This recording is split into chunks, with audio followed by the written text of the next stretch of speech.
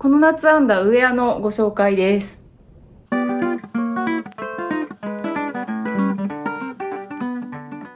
こんにちは、お手紙ヤギです。今回の動画はこの夏編んだウェア全部で5着まとめてご紹介していこうと思います。4月に夏の編み物計画ということで、この夏に編みたいウェアのパターンの候補をピックアップしてご紹介していました。今回は9月に入ってそろそろ冬物の編み物に切り替えようと思っているので、夏の編み物の振り返りという感じで計画を立てた中から実際に編んだものをご紹介してみようと思います。このパターン編みたいんだよねって思っていたのがもしありましたら、こういう糸で編んだらこうなるんだっていうご参考にしていただけるんじゃないかなと思います。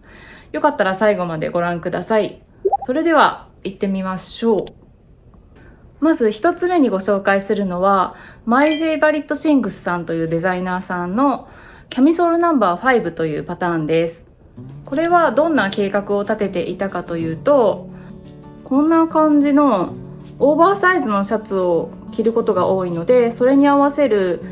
ノースリーブのインナーを編みたいということで、5つ候補を出した中の1つで在庫糸も合いそうなのがあったので、こちらを編みました。糸は計画の段階では2種類で迷っていて、一つがこちらのこれアミリスさんの、パレードっていう糸です。でもう一つがこっちの丸安ケイトさんで購入した工業紙のこの2種類で迷っていて、この両方でスワッチを編んでみてどっちにしようかなと迷っていました。で結局選んだのはアミリスのパレードです。ということで完成がこちらと、編んだのは XL サイズなんですけど、仕上がったもののゲージを測ってみたら一目くらいちょっと緩くなってしまっていたので、編み上がりのサイズは編み地がリブなのですごく伸縮性があって正確なサイズがちょっと測りにくいんですけど、多分パターンに書いてある寸法より若干大きくなっていると思います。糸は 213g 使っていて2かせちょっと使ってるんですけど、私はウエスト周りにゆるっとたるみが出るようにしたかったので、ちょっと着丈を長めにしていて、なので2かせじゃ足りなくなってるんですけど、短めの丈で作れば多分2かせでも足りると思います。パターンの記載でも XL サイズは糸量 200g になっているので、このパターンはサイズのチョイスが結構悩むところでした。ネガティブイーズっていうこうキュッてフィットする感じのウェアなので、あんまり体型広い感じになるのは嫌だなと思って、サイズガイドの適正よりワンサイズ大きめにするかどうかっていうところを迷ったんですけど、このデザインだとあまりにもゆるっとしてるとなんかだらしなく見えそうだなと思って、結局サイズガイドの適正に合わせたサイズをチョイスしました。結果ちょっと手が緩くなって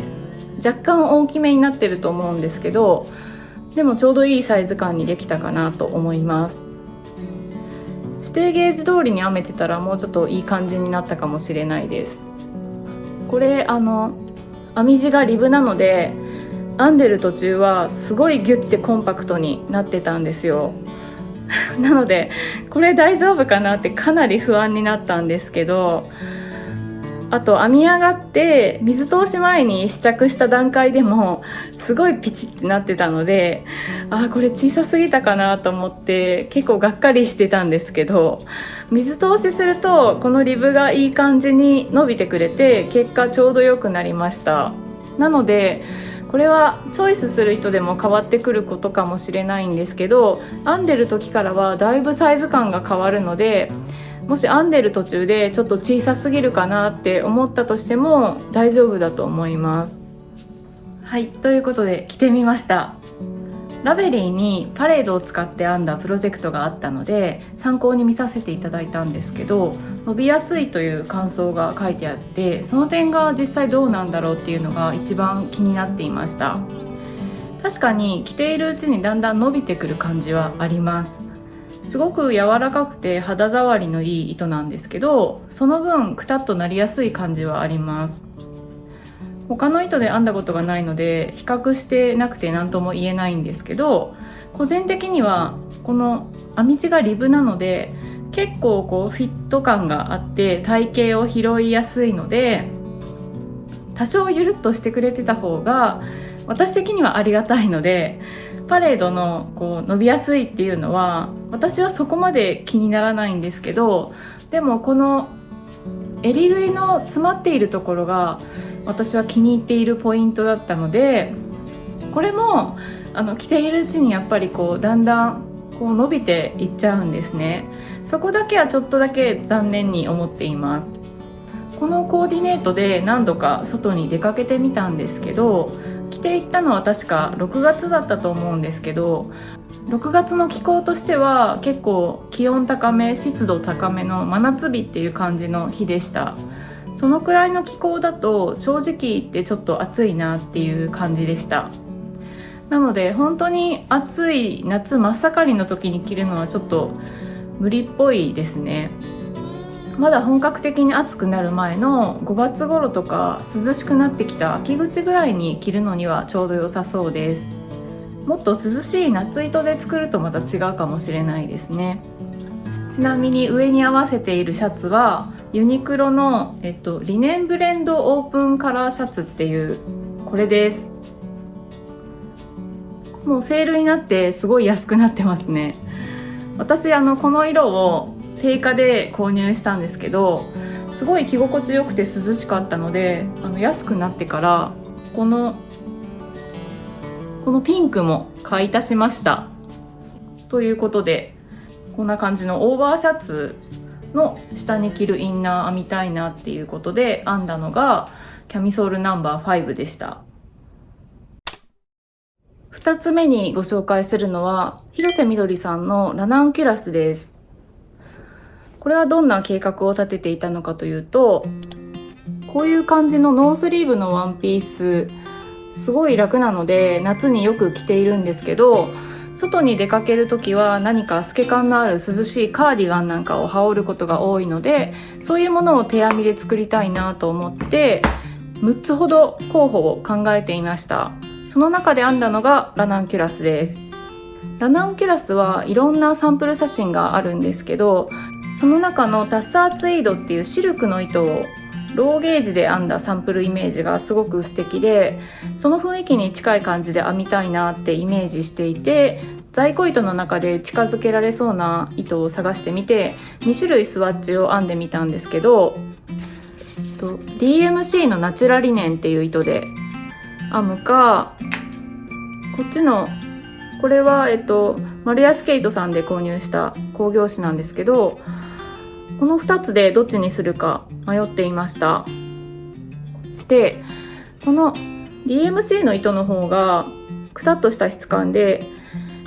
イメージには近いなと思ったんですけど、こちらは在庫の糸量が足りてなかったので、とりあえずこっちで編んでみることにしました。ということで仕上がりがこんな感じです。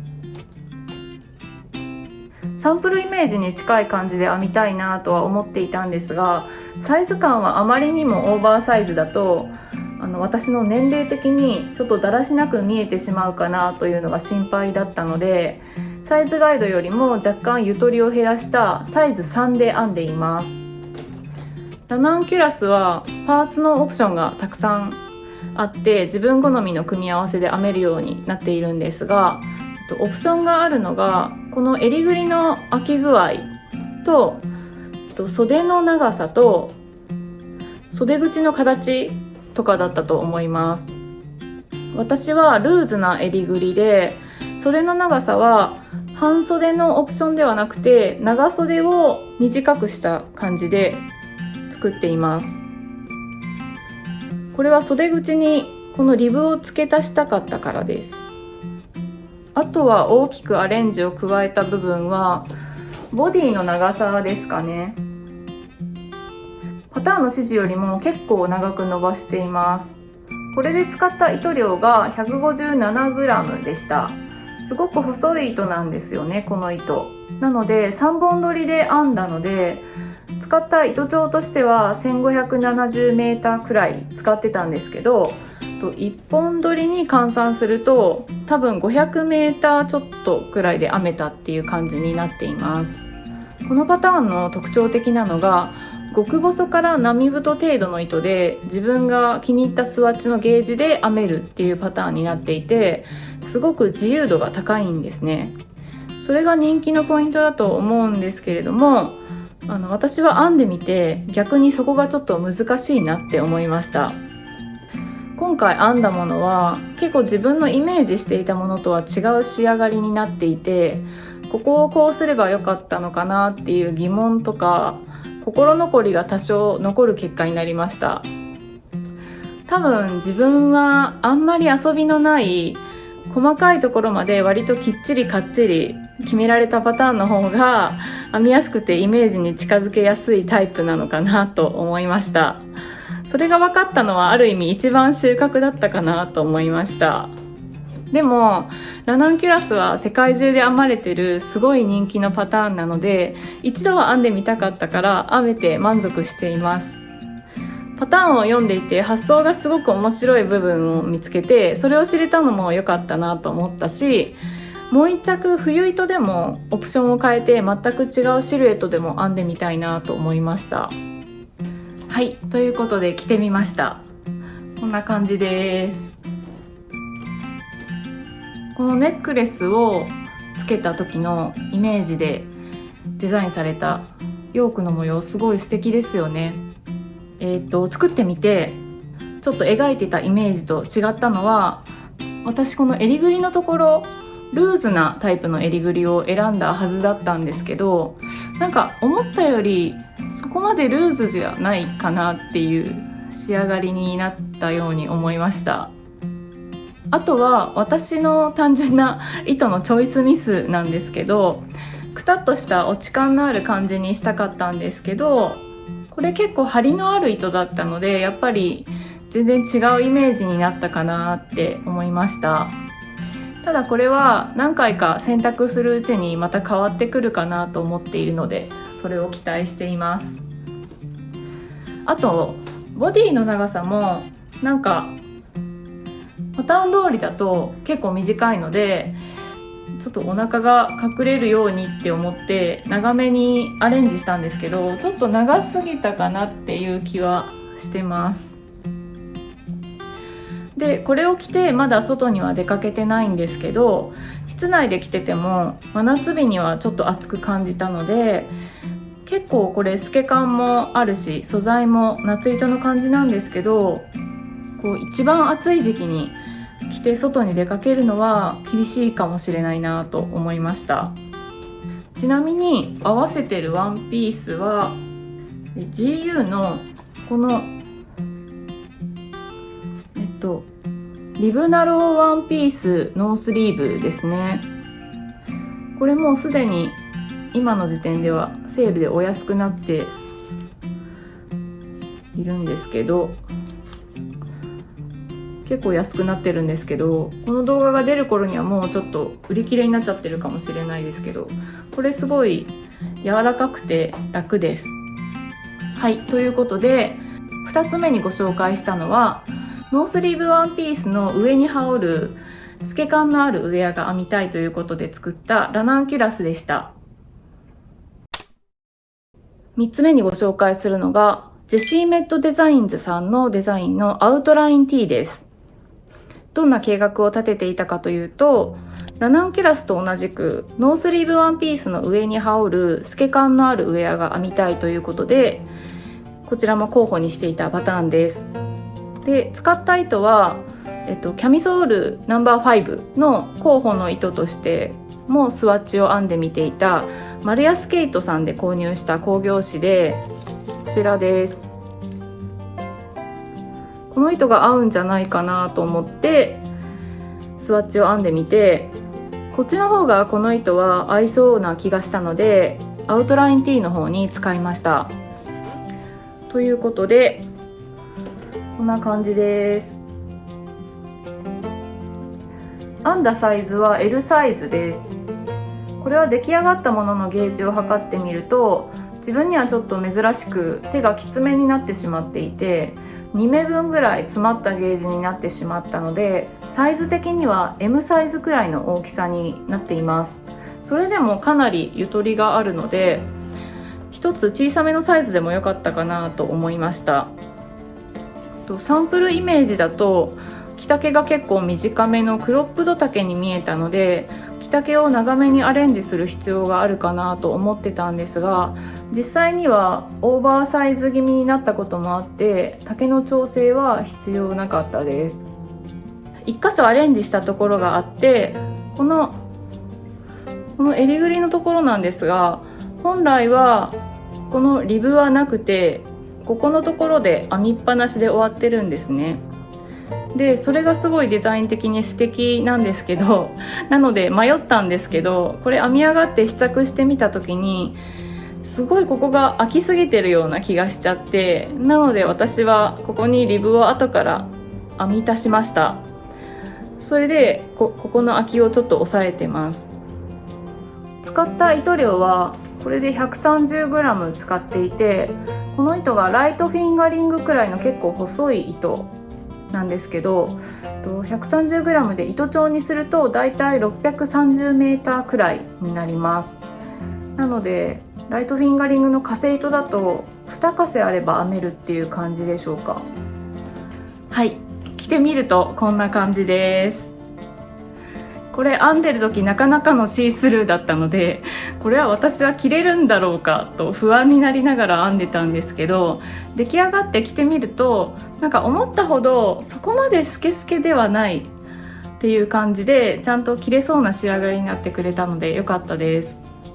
これもまだ外に着て出かけてはないんですけど、キャミソールナンバー5とかラナンキュラスと比べるとかなり涼しい素材なので、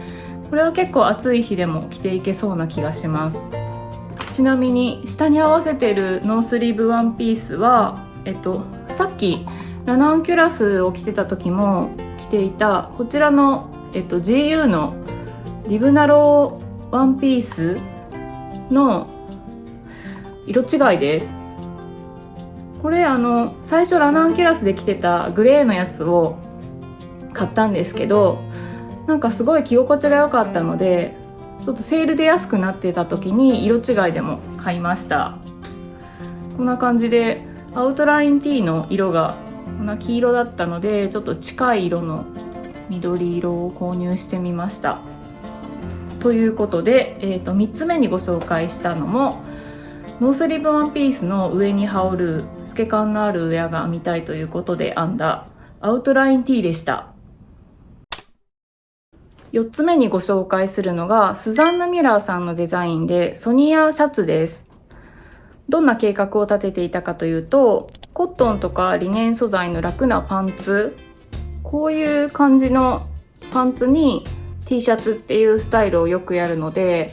T シャツ代わりになるようなものを編みたいなということで5つほど候補をピックアップしてたんですけど、その中で在庫糸で編めそうだったのがソニアシャツだったので、こちらを編みました。使った糸は毛糸倉庫キャメルさんというオンラインの毛糸屋さんがリアルでやってる糸市で購入したこちらの工業紙なんですけど、このパターンは指定糸が本来ウールの糸なんですけど、すごくシンプルな T シャツの形なので、多分夏糸で編んでも違和感なさそうだなと思って、全然違う素材ですがこちらの糸でスワッチを編んでみて、やっぱり相性が良さそうだと思ったのでこの糸を使って編みました。ということで仕上がりがこんな感じです。編んだサイズは L サイズだったんですけど、出来上がったもののゲージを測ってみるとこれが1目くらい緩くなってたので、パターンに書いてあるサイズよりは少し大きくなっていて、実際には XL くらいのサイズ感になっています。この糸がもともと 560g ぐらいあるコーンから半分ちょっとの 330g 使って、これ太さがはっきり分かんないんですけど、多分フィンガリングくらいの太さなので、そこから換算するとメーターでだいたい756メーターくらい使っているのかなっていう感じです。なので化繊糸だと2かせくらいで編めてるのかなと思います。スザンヌ・ミュラーさんのパターンは初めてだったんですけど、なんかサンプル写真から受けるイメージがすごいきっちり精密にデザインされているっていう印象でした。それで実際編んでみてもやっぱりイメージ通りの精密な感じのパターンでした。特にすごいなと思ったのはこのネックのこのラインとか肩の後ろのこのラインですね。こういうのをきれいに出すためにライフラインを使って広いめの線を正確に目印をつけていったりとかするっていう細かさがありました。これすごいシンプルなデザインなので工程もあっさりしてるのかなと思いきや、結構いろいろ書き込まれた設計書っていう感じの印象を受けるパターンでした。すごく面白かったです。スザンヌ・ミュラーさんのパターンで他にもいろいろいいなと思ってお気に入りに入れてるパターンがいくつかあるので、またこの方のデザインで編みたいなと思いました。はい、ということで着てみるとこんな感じです。若干生地の厚みがあってアウトライン T ほど涼しくはない感じなんですけど、キャミソールナンバー5とかラナンキュラスよりかは涼しい感じに仕上がっています。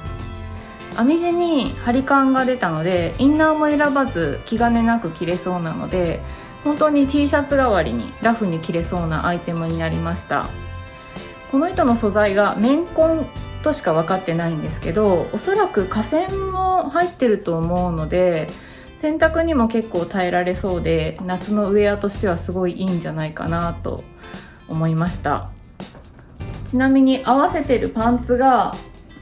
ユニクロのドレープデニムタックパンツっていうこれです。このソニアシャツにはこのパンツをこの夏は新たに新調してみました。ということでワイドパンツに合わせる T シャツ感覚のウェアを編みたいということで編んだのがこちらのソニアシャツでした。最後5つ目にご紹介するのがウィンターズウェザーニッツさんのデザインのマリーゴールド T です。これは4月に立てた計画には入っていなかったパターンです。でもアイテムとしてはさっきのソニアシャツと同じように T シャツ代わりにパンツに合わせて着られるかなと思っています。で使った糸がチャピーヤーンさんのアバカコットンという糸で、この夏に出された新作の糸で台湾コレクションっていうシリーズの中から藍色のカササギとトーファジクーっていう2色のカラーで編んでいます。チャッピーさん主催でカルが開催されていて、それで編んだので先にインスタグラムの方で上げたので、もしかしたらそちらを見てくださった方もいるかもしれないんですが、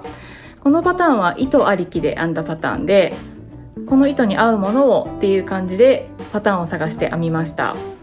ただこのパターンも前からお気に入りには入れていて、いつか編みたいと思ってたんですけど合いそうな糸が見つかってなかったので、今年の候補からは外してただけなので、ちょうどよく糸が見つかって編めて嬉しいです。ということで仕上がりがこんな感じです。編んだサイズは M サイズです。このパターンはサイドウェイという横向きの編み地になっているのが大きな特徴で、この両方の袖口からこういう風に真ん中に向かって編んでいって、最後はここで合体して出来上がりっていう感じのパターンです。慣れ親しんだトップダウンとかボトムアップとかと全然違うプロセスなので難しかったけどすごく新鮮で面白かったです。スワッチを編んでみたゲージが緩かったので針サイズを下げて編んだんですけど、今度はゲージがちょっときつめになってしまったみたいで、結果身幅がパターンに書いてあるより若干小さめになってるんですけど、それでも十分ゆとりがあるサイズ感ではありました。パターンに書いてあった M サイズの着丈は自分には少し短すぎたので、着丈はちょっと長くしています。使った糸量はメインカラーのこの青の部分が 1.5 カセ、コントラストカラーが 0.7 カセくらい使っています。はい、ということで着てみた感じがこんな感じになります。どうですかね。サイドウェイのウェアこんな感じです。チャッピーヤーンさんのアバカコットンの感触はさっきのソニアシャツに使った綿紺の糸とちょっと似た感じのカサッとしたドライな感じの質感で、それが夏に着るにはすごいさっぱりしていて快適です。この模様編みのところも透かし編みが入っているので、これ見た目以上にすごい涼しい着心地で、これは夏にすごい使えるなと思いました。ちょっとボーイッシュな感じもなんかあんまりない感じでいいですよね。ということで5つ目、最後にご紹介したのが、編み物の計画にはなかったチャッピーヤーンさんの新作の糸で編んでカルに参加したマリーゴールドでした。はい、ということで今回はこの夏に編んだ夏の編み物の成果をお話ししてみました。参考になることがあったらいいなと思います。よろしかったらいいねボタン、チャンネル登録をよろしくお願いします。私はこの夏こんなパターン編みましたというご報告コメントもお待ちしております。動画ではご紹介しきれなかったことはインスタグラムでも発信していますので、よろしかったらそちらも覗きに来てみてください。それではまた次の動画でお会いしましょう。お手紙あげでした。